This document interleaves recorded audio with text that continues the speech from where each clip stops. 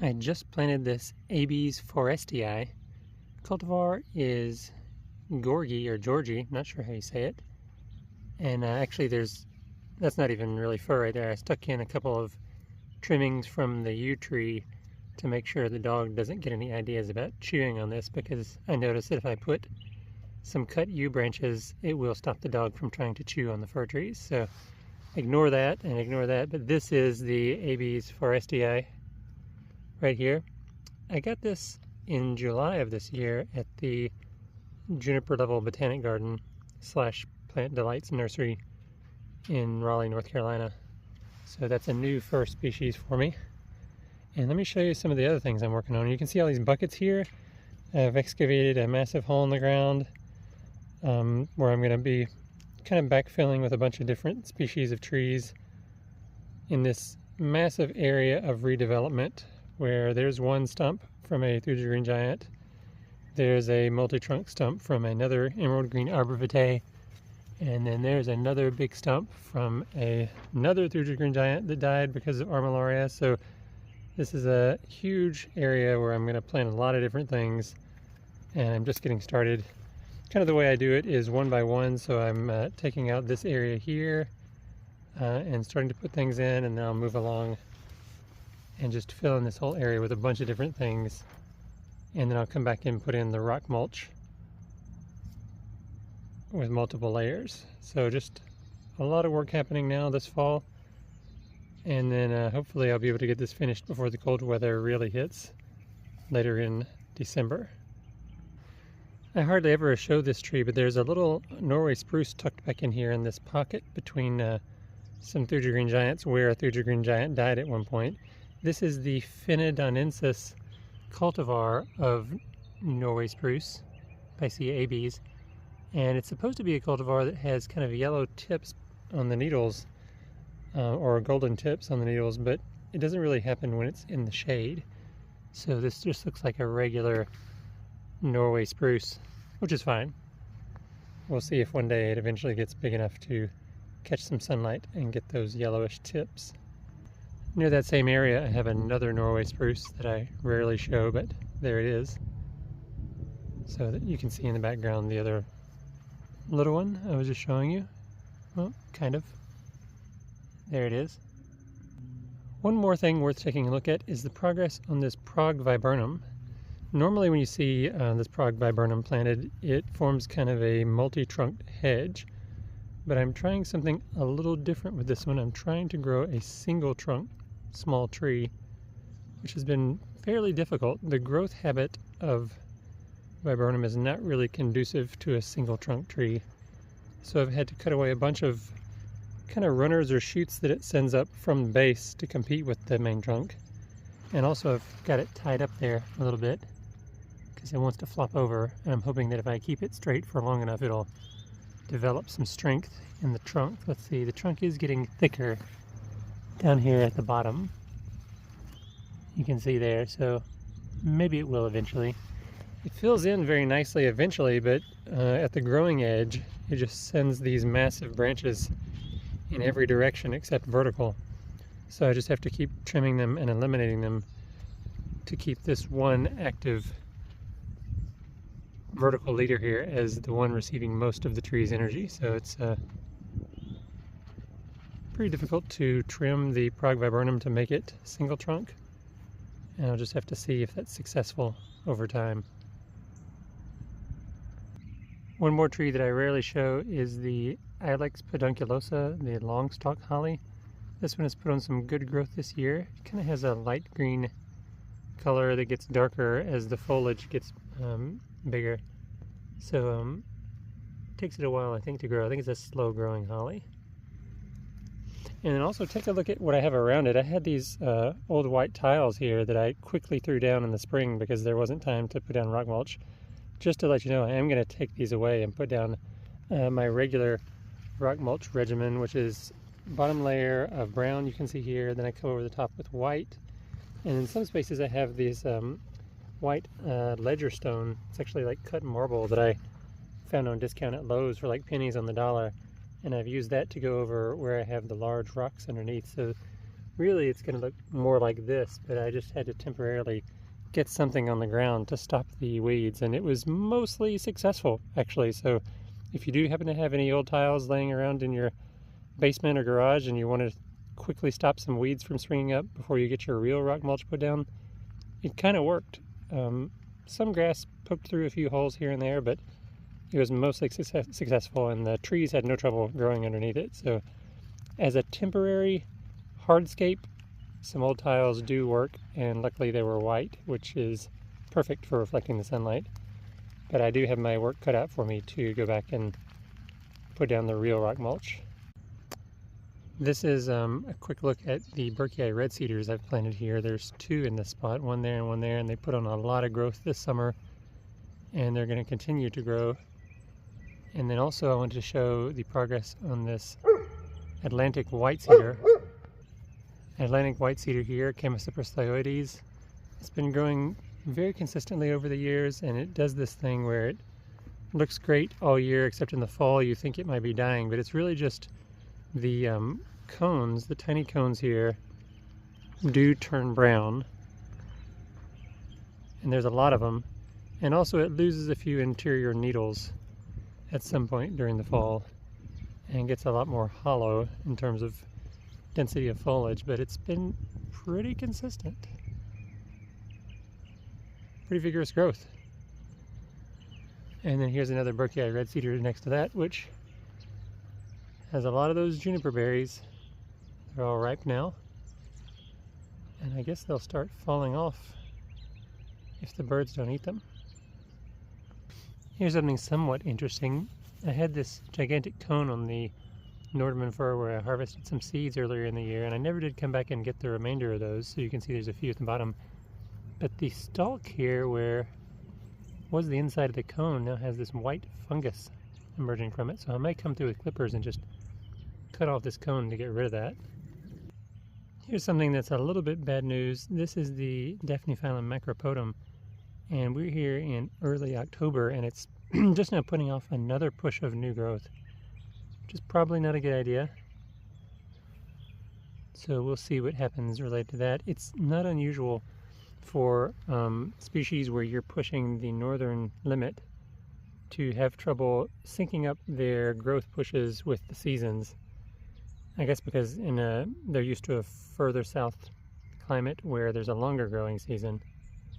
And we also have had some pretty warm weather here in September and early October, so it's not surprising, but just gonna have to wait and see what the end result of that is. I'm gonna go check the other one and see if it's doing the same. Here's the other one, and it doesn't look like it's putting on new growth now. It looks like it did at some point in the recent past. This one is grown a lot this year. Daphne-phyllum macropodum, very impressive. And if you remember, this one made it through the winter last year with temperatures down to 4 degrees Fahrenheit, so that's about -15 Celsius. Looking great. Also, there's the Agarista populifolia. I forget the common name for that. Something like Florida dog hobble, coastal dog hobble, not sure. Pipe stem, I forget the name of it, but it's an understory broadleaf evergreen native to the southeastern US, and it can get pretty large, I believe. I may have to stake this up. Looks like it's leaning a lot. And over there is Florida yew, Taxus floridana, also put on a lot of growth this year. Here's a look at the current status of the Japanese loquat, Areobotrya japonica. It's also put on a ton of growth this year, and as you can see, unfortunately, it's also decided to push more growth here in the first week of October. So we'll see if that can harden off before the frost comes. Probably we'll get frost mid-November, like a heavy frost. So it does have a solid month to grow, I would guess. Optimistically speaking, if something abnormal happens, then we could get frost sooner than that. But if that does allow it to harden up this latest push, that would be good. If not, it will obviously lose some. And I'm still trying to really understand the growth habit of the loquat, because it seems to want to really emphasize a lot of side branch growth. So it would be great if this leader here were more dominant, but these side branches also are growing just as vigorously. I already trimmed one over here. You can see there's the trim spot, and it just branched into 2 prongs and started growing more there. So I think that's actually what you want. So it could be trimmed. I may trim this one here just to prevent too much energy from going to that side. And it's kind of tucked in here in front of this Carolina laurel, so it gets plenty of sun in this spot. And you can see these leaves are a little bit velvety. Actually, they have white stuff on the top and small hairs on the bottom. So, interesting species. This is going to be my first winter seeing what happens to the species in the cold. I'm very curious, and I will be satisfied if we get some nice cold temperatures to test its cold hardiness. Another interesting anomaly is, take a look there, center screen in the distance. You can see the tops of the spruce pine, Pinus glabra, are kind of curling and curving abnormally. And let me show you another view of the same tree. Okay, now we're looking at the back side, and I don't know if you can see center screen there, but there is also some curvy branches, side branches on the spruce pine. I'm not really sure what's going on with the spruce pine, but I'm going to venture a guess that because of the location, it may be affected by some underground fungus, because this area does have a lot of stumps around here. Or maybe not, we'll see.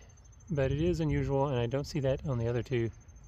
So I'm a little worried about the long-term prospects for this particular specimen. We'll see what happens to that. This little incense cedar here, Calicedrus decurrens, has put on a lot of growth this year, and finally moved out of the bush stage into looking like a proper conifer. I'm hoping that means that it will really take off and grow a lot next year. I've been putting a little bit of extra water on it during drought periods to make sure it can continue that growth. So I'm always impressed by the incense cedar, and this one is starting to live up to expectations.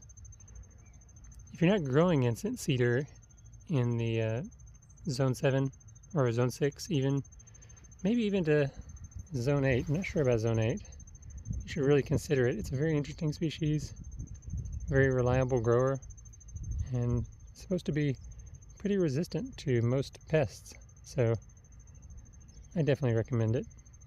Superficially, it kind of looks like a Thuja green giant, but it's a totally different genus, and you know how much I believe in diversification of genera. So here's another pitch for the incense cedar.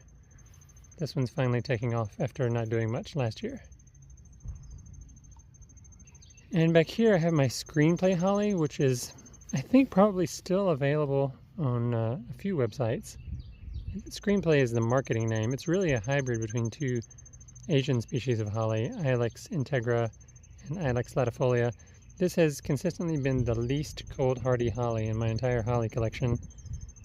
And you know I have a lot. Well, I'd say it's a little bit more cold hardy than Liberty holly. Liberty holly is easily damaged by cold, but this one consistently has some major diebacks, and for whatever reason in the past month it's decided to put on this massive push of new growth at the top here, and actually it's got 2 leaders now, so I'm going to get rid of one of those, but I may wait until spring to get rid of one to see which one survives the best during the winter, because it does consistently take a significant amount of winter damage. So that's kind of a strategy I'm trying to stick to, is to leave multiple leaders on cold damage susceptible species through the winter to see who survives, and then eliminate the most damaged one in the springtime. And it's pretty hard to do that because my impulse is to immediately get rid of the other leader because I want everything to be single trunked, but I'm just preventing myself from clipping that for now and letting it keep growing, and I of course will eliminate one of these 2 leaders in the springtime. And here's another plant that is often just a amorphous blob, like a bush, but I'm trying to make it an actual tree, and this is the Elaeagnus pungens. And you can see here I trimmed this already a couple times this year, but it hasn't been trimmed in a month or so, and it's got these wild branches going everywhere. Look, there's one over here. This is that same, sends off these massive runners out to the side, and you can see there's one tall one going up into the, look how far that goes up into the Arizona cypress. I think you can see that. So I have to come through and just get rid of those every now and then to keep the growth focused on this one spot in the middle that I've chosen to be the main leader there. So high maintenance, a lot like the viburnum, but hopefully it pays off with an interesting looking small tree. Evergreen tree, I should add. And right here is a quick look at that Chihuahuan spruce, Picea chihuahuana, looking great. And in case you're wondering what that is boxleaf honeysuckle, Lonicera nitida. It's been fairly resilient against cold weather. I do need to come through and trim it a little bit. I'm trying to make it go as vertical as possible, but it really has more of a mounding tendency. But it does attain height. Actually, online I've seen some examples where the boxleaf honeysuckle has been trimmed into some fairly tall hedges. So I guess over time it kind of zigzags back on itself and attains vertical height. But for now, mine has been mostly flopping to the side. Quick look at that Picea purpurea, Yunnan spruce, doing pretty well. Quick look at the Centennial Girl Holly here. This is a hybrid between, I believe, Ilex aquifolium and Ilex centrochinensis. And here we are, first week of October, and it's also putting out some new growth, so not ideal. As a reminder, this one was frozen back to the ground in 2022 when temperatures hit -4 Fahrenheit, so that's -20 Celsius. So all this growth you see above ground is new since really spring of 2023. So that's pretty impressive for just that couple years growth maybe. See, 23, 24, 25, so that's 3 summers of growth actually. And it's become a nice respectable bush, but still putting on growth late in the season, unusual. And that's right next to my Douglas fir, Pseudotsuga menziesii, and this year it put on, I guess, about 2 or 3 inches of vertical growth, you can see there, so 10 centimeters. And I guess it's doing all right. It's not a very dark green, still kind of a yellowish green, but I don't really know that much about Douglas fir, so maybe they always kind of look like that. It is going to get a little bit more sun next summer because you can see behind me is that massive redevelopment area where I lost some Thuja green giants. So it's going to go from a growing condition of a lot of shade to partial shade, I would say. It's going to get a little sun from the other side. We'll see if that helps it grow faster. But at least it's alive. You know, I had low expectations when I planted Douglas fir, and I don't think very many people are growing them in Middle Tennessee, but one day I've got to go up to Clarksville, Tennessee, because supposedly that is where the Tennessee state champion is for Douglas fir, so not too far from here, and that's why I decided to try one. In case you're wondering, next to it here, this is Portuguese laurel, Prunus lusitanica, and this one was damaged a little bit by cold weather last winter. There was a video out there showing that, but it has massively regrown since then and still growing right now in early October. Probably not ideal for zone 7, but definitely survives and bounces back with a vengeance when it does get damaged. So I think it's a great choice. And to be honest, I ordered a new one from coniferkingdom.com. They come in very small sizes right now from Conifer Kingdom, pretty cheap, but Conifer Kingdom, I believe, is about the only source for Prunus lusitanica that I could find online. One time I tried to order one from Home Depot and it turned out to be regular English laurel, Prunus laurocerasus. So stick with Conifer Kingdom if you want to try lusitanica. And it is kind of interesting the way it has these red petioles connecting the leaves to the branch, and the branches themselves are a little bit red. So it's a fairly ornamental evergreen. I just like to have all the different species.